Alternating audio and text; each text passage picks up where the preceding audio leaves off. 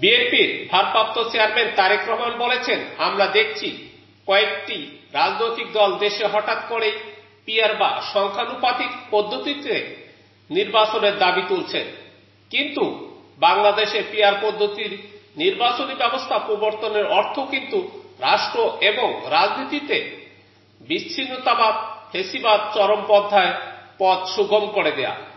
এতে করে বিভ্রান্তিমূলক সমাজ সৃষ্টি ও অস্থিতিশীলতার কারণ হয়ে উঠবে।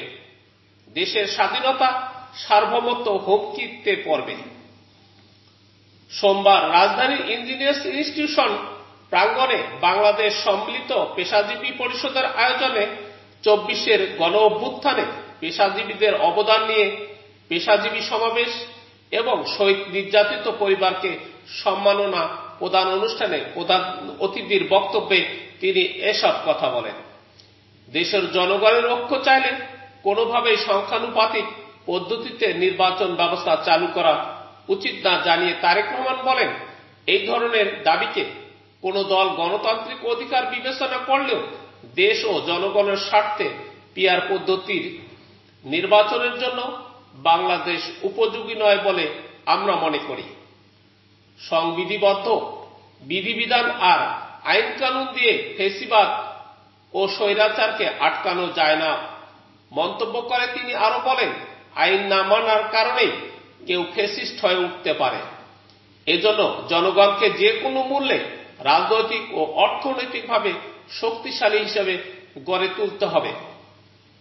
রাষ্ট্রে তাদের সকল প্রকার গণতান্ত্রিক চর্চা নিশ্চিত করতে হবে।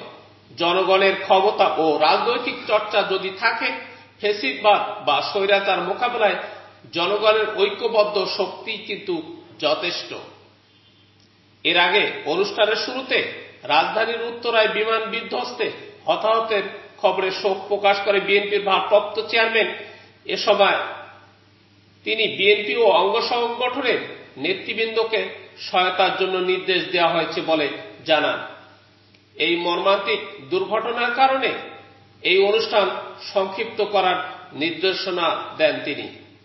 অনুষ্ঠানে বাংলাদেশ সম্মিলিত পেশাজীবী পরিষদের আহ্বায়ক অধ্যাপক ডাক্তার AZM জাহিদ হোসেনের সভাপতিত্বে ও সদস্য সচিব কাদের গনি চৌধুরী এবং university teachers association of Bangladesh ইউট্যাবের মহাসচিব অধ্যাপক ডক্টর মোর্শেদ হাসান খানের যৌথ পরিচালনায় বক্তব্য দেন। বিগত ফ্যাসিবাদ বিরোধী আন্দোলনে বিভিন্ন পেশায় ক্ষতিগ্রস্ত ব্যক্তিবর্গ এবং 24 জুলাই অভ্যুত্থানে শহীদ পরিবারের সদস্যরা।